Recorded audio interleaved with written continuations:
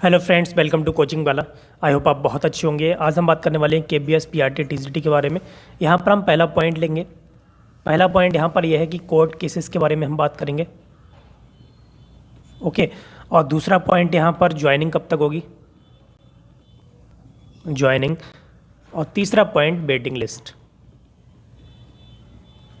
Okay, waiting list. और चौथा point लेंगे यहाँ पर एनआईओएस के कैंडिडेट्स।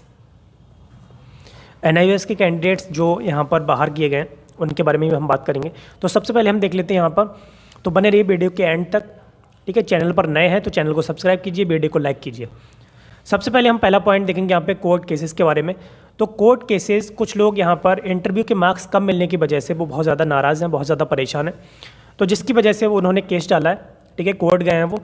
तो यहाँ पर कोर्ट गए हैं, अगर इसमें कुछ हो सकता है तो बहुत अच्छा। ठीक है, कोर्ट केस से अगर कुछ हो जाए तो बहुत अच्छा है।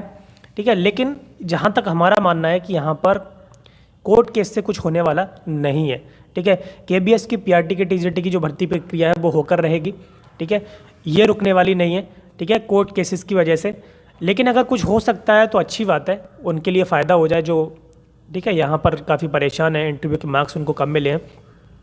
और इंटरव्यू के मार्क्स यहाँ पर अगर देखा जाए तो जिन लोगों के मार्क्स 140 के आसपास थे पीआरटी में, उनका सिलेक्शन हो गया। इंटरव्यू मार्क्स उनके अच्छे मिल गए और उनका सिलेक्शन हो गया। और जहाँ पर जिसके 150 हैं या 155 हैं, ठीक है, उनका सिलेक्शन नहीं हो पाया। उनका सिलेक्शन इसलिए नहीं हो पाया क्योंकि उनको इंटरव्यू के मार्क्स उनको कम मिले हैं। ठीक है, तो वही लोग हैं जिनको इंटरव्यू के मार्क्स कम मिले हैं और वो उन्होंने केस डाले हैं। ठीक है, और यहाँ पर कोर्ट केसेस की वजह से यहाँ पर ये भर्ती प्रक्रिया रुकने वाली नहीं है, ऐसा हमें लगता है। अगर हो जाए तो बहुत अच्छा है। ठीक है, उनको फ़ायदा मिल जाएगा। दूसरा यहाँ पर हम देखेंगे ज्वाइनिंग के बारे में। तो ज्वाइनिंग जो होगी आपको पीआरटी टीजीटी की जो ज्वाइनिंग है, ज्वाइनिंग आपको जनवरी के मिड में या फिर लास्ट में, ठीक है, आपकी ज्वाइनिंग हो सकती है यहाँ पर। ठीक है, ज्वाइनिंग आपकी, आप मान के चलें कि 15 जनवरी के आसपास, ठीक है, 15 जनवरी के आसपास या फिर 15 के बाद में, लास्ट वीक में, ठीक है, ज्वाइनिंग यहाँ पर होने के चांस हैं। और दूसरा हम यहाँ पर बात कर लेते हैं, अब ज्वाइनिंग में जिन लोग ज्वाइनिंग नहीं लेंगे किसी वजह से, ठीक है, तो यहाँ पर जो सीट्स यहाँ पर वैकेंट रहेंगी, और पहले से भी जो रिजल्ट आउट हुए हैं वो कम सीट्स पर आउट हुए हैं। तो कुछ सीट्स यहाँ पर पहले से वैकेंट रह चुकी हैं। ठीक है, हमने पिछली वीडियो में बताया था 334 सीट यहाँ पर पीआरटी में रह गई थी। ठीक है, 334 वो हैं। अब एनआईओएस के कैंडिडेट्स भी बाहर हुए हैं, तो उनको मिला करके यहाँ पर जो वेटिंग लिस्ट यहाँ पर जारी होगी, वो वेटिंग लिस्ट आपकी ज्वाइनिंग के बाद में ही होगी।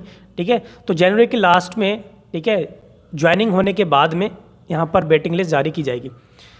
ठीक है, चौथा पॉइंट यहाँ पर हम देखेंगे एनआईओएस के बारे में। एनआईओएस के बारे में हमने पिछली वीडियो में हम बताया था कि एनआईओएस के जो कैंडिडेट्स हैं बाहर किए गए हैं, तो यहाँ पर कोई चांस नहीं लग रहा है कि एनआईओएस के कैंडिडेट्स को फिर से एक्सेप्ट किया जाएगा। ठीक है, अभी कंफर्म तो नहीं हुआ है लेकिन अनुमान ही है। ठीक है, तो एनआईओएस के जो कैंडिडेट्स हैं वो कहीं ना कहीं यहाँ पर एक्सेप्ट नहीं किए जाएंगे, ऐसा लग रहा है।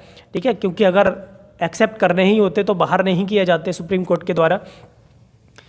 ठीक है, तो एनआईओएस के जो कैंडिडेट्स बाहर हुए हैं तो वहाँ पर भी सीट्स वैकेंट रहेंगी क्योंकि रिजल्ट आउट होने के बाद में हुआ है।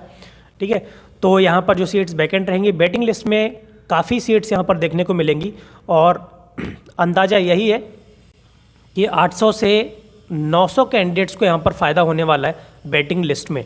ठीक है, तो जो लोग किनारे पर रह गए थे, क्वालिफाई नहीं हो पाए, तो वो बिल्कुल आशा ना छोड़ें और यहाँ पर उनका सिलेक्शन हो सकता है।